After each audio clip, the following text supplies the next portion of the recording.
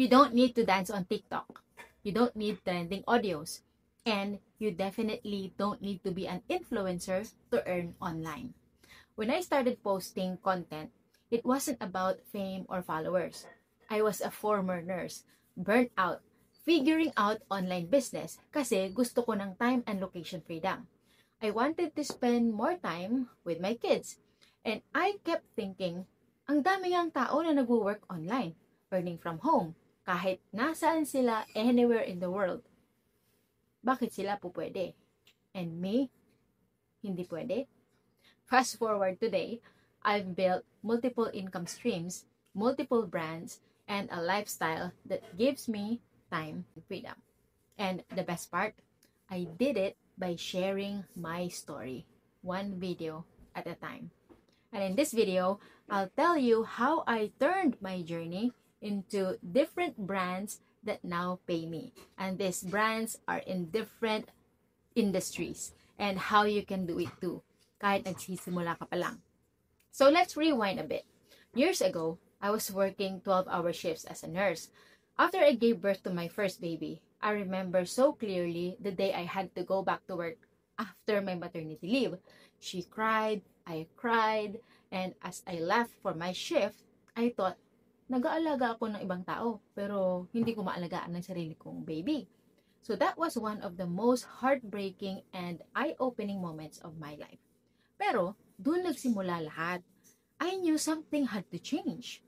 So I left nursing, not because my perfect plan ako, but because I couldn't ignore the tug in my heart anymore. I started exploring. Nag-enroll ako sa mga different courses. Nag-invest ako sa mga napakaraming mga mentors. I built different businesses in all different industries. I failed many times. Umiyak ako, pero hindi ako tumigil. Eventually, I discovered YouTube and the power of content creation, and I fell in love with it. I love creating videos. I love talking to the cameras, but nung una, ayoko siya. I started posting content about e-commerce, mindset, personal growth, and my transition from nurse to being an entrepreneur.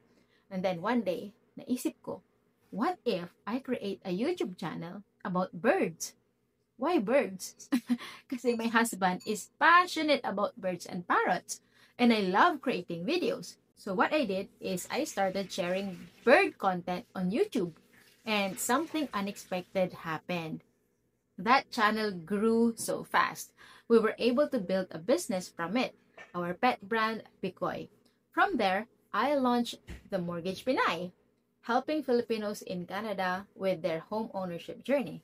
Then recently, MML Academy, an online education platform for hardworking Filipinos na pagod na sa rat race and want to create their own version of freedom. Lahat ng yan nagsimula sa content.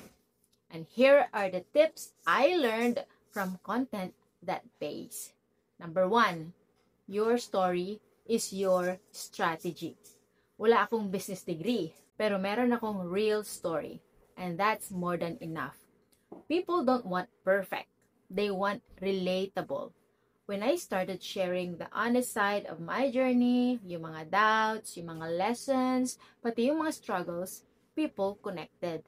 And that connection turned into community and eventually into clients. Number 2, pick the platform that fits your energy. Ako, YouTube at Facebook talaga ang naging home base ko. Mahilig akong magturo. Mahilig akong mag-storytelling. I didn't want to dance in front of camera, but I love Zumba. I didn't want to chase trends. I wanted to build something real. Kaya I focused on long-form content. Then I added short form to support it. You don't need to be everywhere. Just pick one platform na bagay sa'yo and show up consistently. Number 3, speak to one person. Pag gumagawa ako ng content, iniisip ko lagi, sino ba yung kausap ko? I think about her. I think about her struggles. Ano kaya yung gusto niyang marinig today? Ano kaya yung gusto niyang malaman? And then, I create for that one person. Kasi, once you get clear sa audience mo, everything shifts. your content becomes magnetic. People will say, grabe, parang ako yung kinakausap niya. Para sa akin itong video na to. Talk to one and you will reach many. Number 4, don't sell, just serve. I didn't sell anything when I started.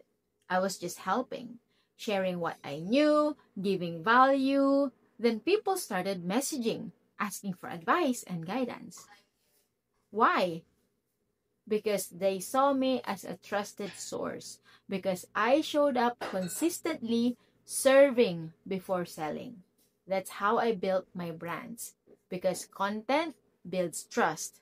And trust leads to income. Number 5, begin with the end in mind and build systems as you grow. Hindi ko alam lahat nung nagsimula ako. But I had a vision. I want to build something that gives me time freedom. That's why I showed up every single day. Kahit walang magandang setup, kahit minsan parang walang nanonood, at kahit minsan pagod ka na at wala kang gana. Over time, I built simple systems. I learned to batch, repurpose, and create content with intention. And now, my content doesn't just build connection. It runs a real business behind the scenes. A business that earns even while asleep. That's the power of showing up with purpose. So, if you're watching this and thinking, I want to create something that helps people and also create an income from it, this is your sign. You don't need to wait until you're ready. You don't need to be perfect. Just start. Start messy, start small. Basta start. Share what you're learning. Speak from the heart. And do it again and again. Because over time, your story becomes your brand. Your brand becomes your business. And your business, it can change your life. Now that you've heard my story, watch this next video where I break down the exact system I use to turn content into clients, even with a small audience. Let's grow together. And if you like this video, subscribe and I've got more coming for you. Okay? Yay!